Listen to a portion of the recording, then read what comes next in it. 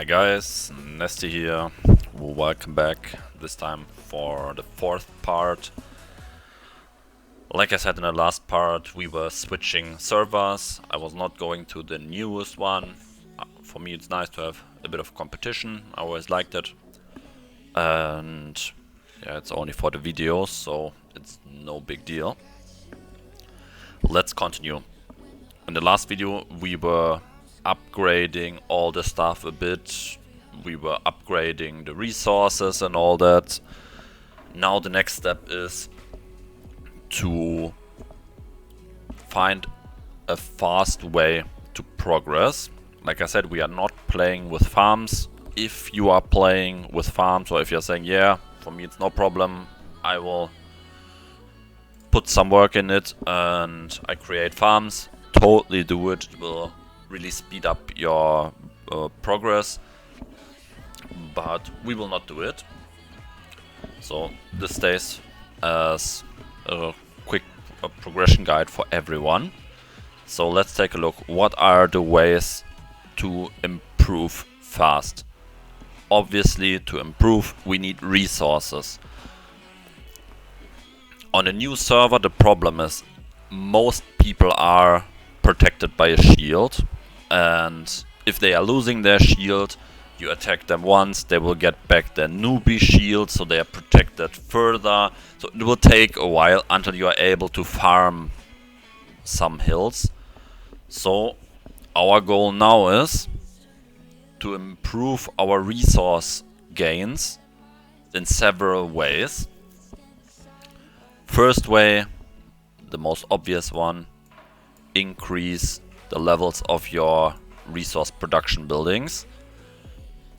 But obviously there are other ones as well. One of them is, which is a really important one over the whole game, if you're going to events, and then you are seeing here the colony action. In the beginning they are always 8-hour events, you can always check it over the calendar here. And you see what you need for it to gain points here to get those shells. You can see here it's giving some honeydew, some speed ups, kiwi dew. With the second shell it's starting to get interesting. You're getting some diamonds, more speed ups, more resources. And in the third one you are getting even more. In most cases, especially in the beginning, like over the first weeks, in most cases it's best to go for the second shell. First is not giving enough, and for the third you most likely don't have the speed ups to go there without spending crazy amounts of diamonds.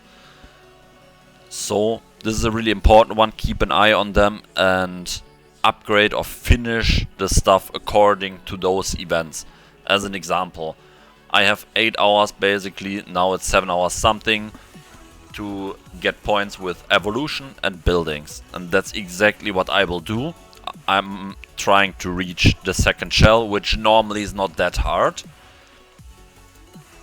That's one way to gain resources, and the higher your queen level, the more stuff you are getting here. And as I said, later it's an hourly event, so every hour you will have something different, and there it's even becoming more important because you can get even more. So always keep an eye on that, and the earlier you are taking a look into this stuff, like maybe even memorizing some events, the earlier you start to progress faster. Then another way to improve your stuff is with the evolutions, obviously. So what are the evos that we should focus on? First of all, those 3 are really important for you in the beginning. The one that you are finding on the top, the rapid product, Hilt Development and the basic combat. We are starting with the rapid product because all of these evolutions are really cheap and quick. What are you getting here? You're getting the chance to instantly get resources. You're continuing this, till the bottom, so that you are increasing your success rate and all that. If you want, you can also upgrade those. My personal opinion is that in most cases you're lacking soil and sand. So those are the most important ones. You can also go for the plants and for the fungi. Then you are going to your resource productions. Then you have one of those buttons which is called Rapid. The Mass Rapid you can't use as long as you are staying as a free-to-play. This is over the light contract, so we have to do it manually all the time. You're going to Rapid, you can see I have a 100% chance. That was 11,000, another 11,000, and so on and so on. It depends a bit on your playstyle. If you're online a lot, you can just do it once. Like, it will go back to 100%. If you are not playing that much, or you are saying like, okay, I'm logging off, I don't want to play for today, whatever, obviously you can also go for a second time. 85% is still really high. Now we did it over 4 buildings. Here we have another one. And that was around 100,000 plants. And like I said, you can do it several times per day. That was with the plants. We are continuing. Same thing as I said with the process. You can do exactly the same here. Like, there are no plants in right now. So if I'm trying to wrap it, it's telling me there is no supply there. So I guess you can imagine what we are doing.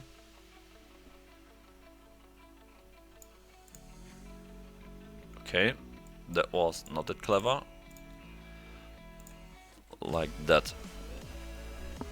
Here we can already do the rapid. Especially the fungi you're getting a lot. Come on.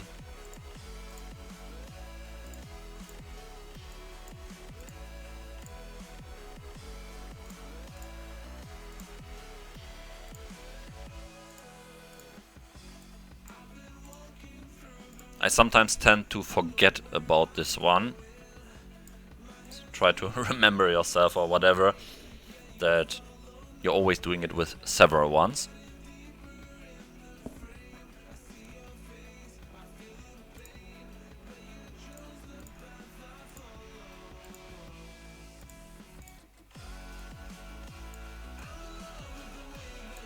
And you can do that with basically every building. Come on.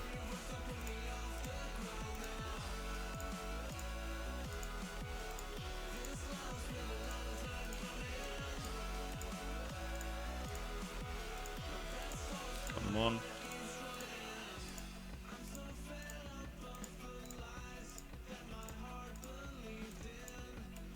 Then I guess the soil is left.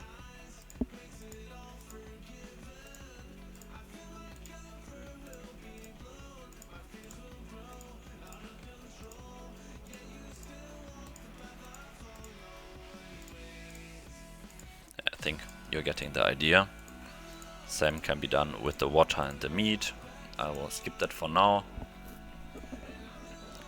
Another thing that you can do to improve your resources is obviously becoming stronger. Now there are several ways again. If you don't have a golden special end, it's totally fine if you're using a purple one for now. Only increase the first skill and maybe 1 point into the second skill. This is just to unlock the skill. It's not that expensive, so you're really not losing too much. Don't upgrade that or anything, it's really wasted resources. And this one is basically only upgraded because that way we can put more soldiers into our troops. And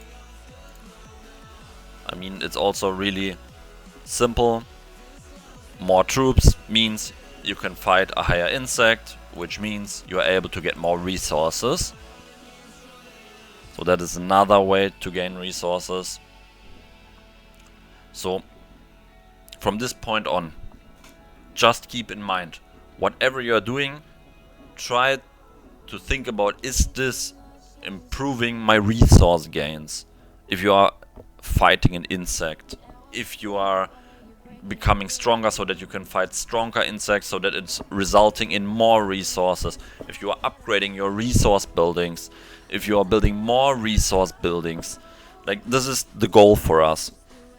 We can't fight too much with other people, so our goal is to improve gains from different sources. Another one is the Hilt Development. Here you are basically increasing the general production.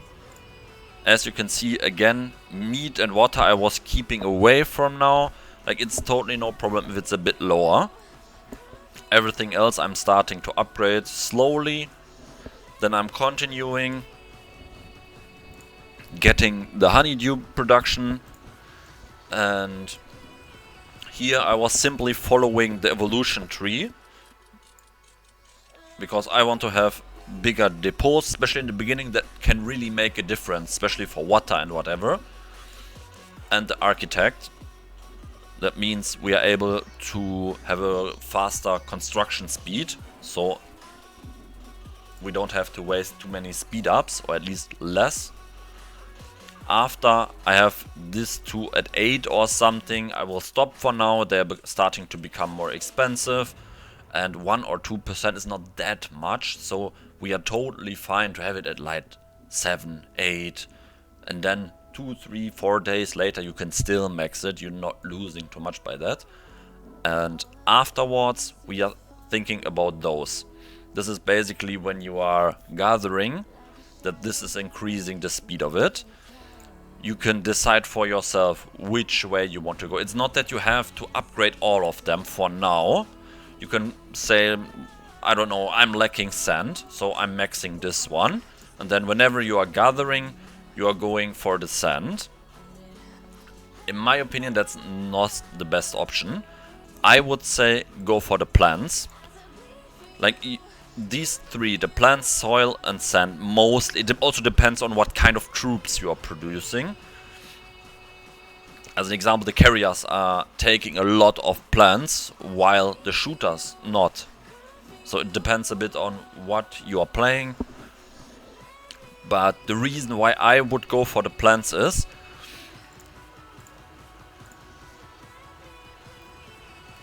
take a look at those tiles. This one would give you 14,400 soil per hour. The soil. The sand is giving you 10,800 per hour. So a lot less. Can you see that? The plants are giving you 21,000 per hour. Same with the meat. So you're gaining a lot more if you're gathering from the bush than from a sand tile. While, let's say we are fighting the rove beetle level 7. As an example, you're getting 28 to 49k plants if you are able to beat it. Let's take a look at the sand one. Oh, what a surprise. Exactly the same. So you can gather the plants, and whatever you are missing, the soil or the sand, you can still get from defeating those insects. But if you, for example, gather on a sand tile, you're getting a lot less per hour.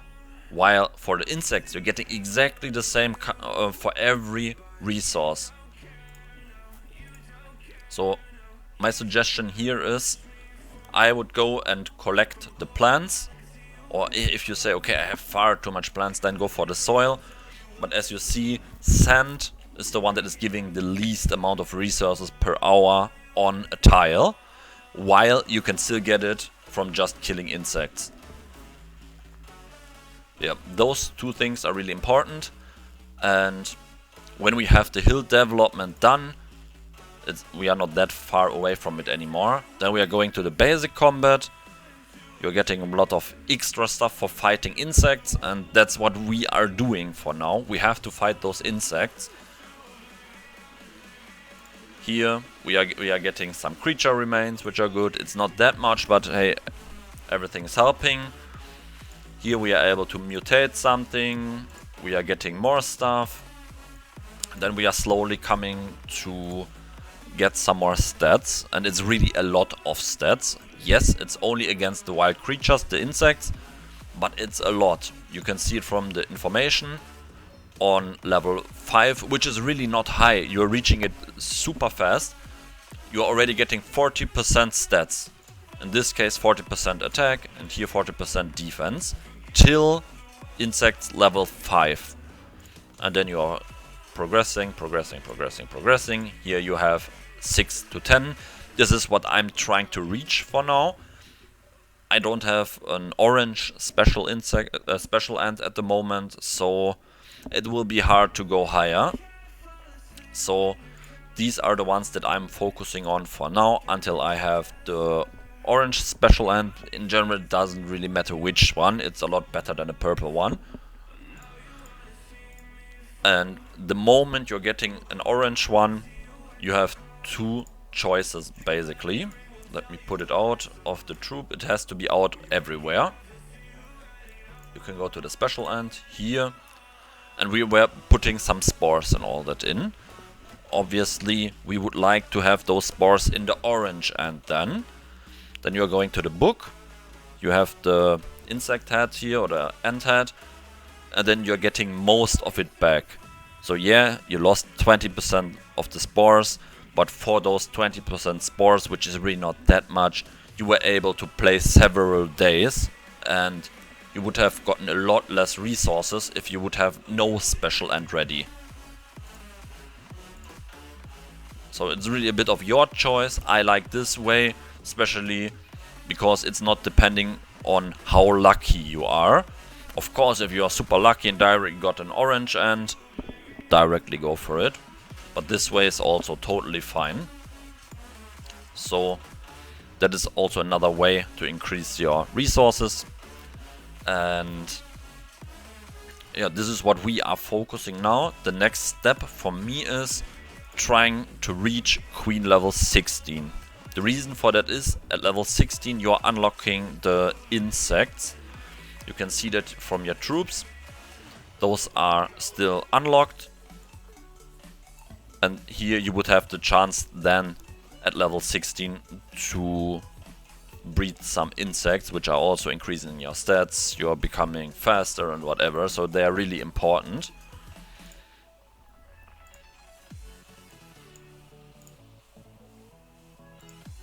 Yeah, in the meanwhile, you can always hatch some troops. You really don't need to speed them up at the moment. Whenever you are done with something, as you can see, I'm doing the same. The reason for that is the guardians on tier 1, if you're going to the information, they cost 0 meat. So that's a really easy one to get some troops which increase your load, so that you can just carry more resources if it's attacking people or if you are gathering on a tile or whatever, and they cost no consumption. So you're basically not losing anything from always hatching some of those troops. For the carriers we are going for the tier 2 for the simple reason. Take a look, march speed 18, load 15. Tier 1, 18, 15. So they have the same consumption, they are having the same speed. So why not gain some extra stats on the left side? The other reason for that is when you are taking a look at the carrier entry, you will get stuff like belly storage, where you can increase the end load, you can become faster, and with that you normally have several choices that you can do, which will come later. For now it's just important to know there is basically nothing to lose if you are simply hatching tier 2s instead of tier 1s, and they are becoming important later on when you want to farm inactive hills. For the server versus server fights, you can better use the tier 1, so at some point you will have some tier 1s, tier 2s, and the kind of troop that you choose, if it's like carriers, guardians, shooters, whatever, and the highest tier from those to basically be able to fight.